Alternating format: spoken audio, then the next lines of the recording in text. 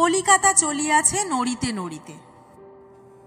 এই নড়তে থাকা কলকাতার মুকুটে যোগ হলো আরও একটি নতুন পালক গত 6ই মার্চ, যার উদ্বোধন হলো প্রধানমন্ত্রীর হাত ধরে।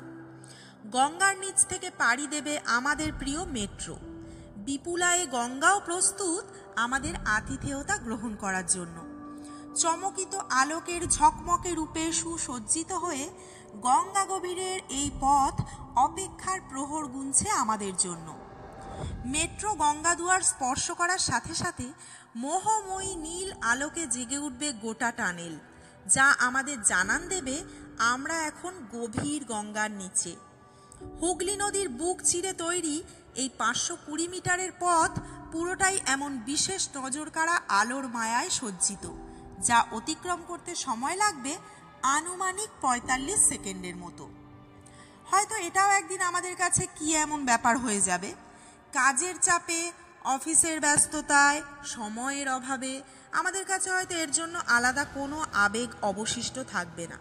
সবটাই হয়ে যাবে নিত্য নৈমিত্তিক অভ্যাস মাত্র।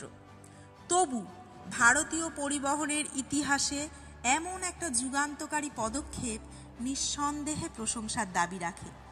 কলকাতা পেল আরও একটি কালজয়ী প্রচেষ্টার প্রথম ফসলের স্বাদ।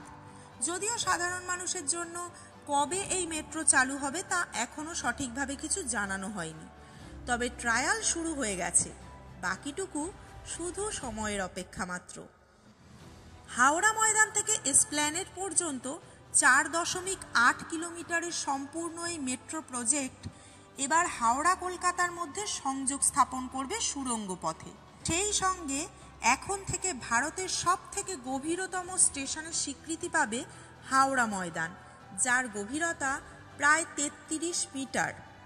তিলোত্তমা কলকাতার এই নতুন দিগন্তের সাক্ষী হতে আমরা প্রস্তুত। তোমরা তৈরি তো? চলো সবাই মিলে পাড়ি দিয়ে আসি গভীর গঙ্গাবক্ষে, সাক্ষী হই এই আন্ডার ওয়াটার মেট্রোর উজ্জ্বল ঐতিহাসিক মুহূর্তের।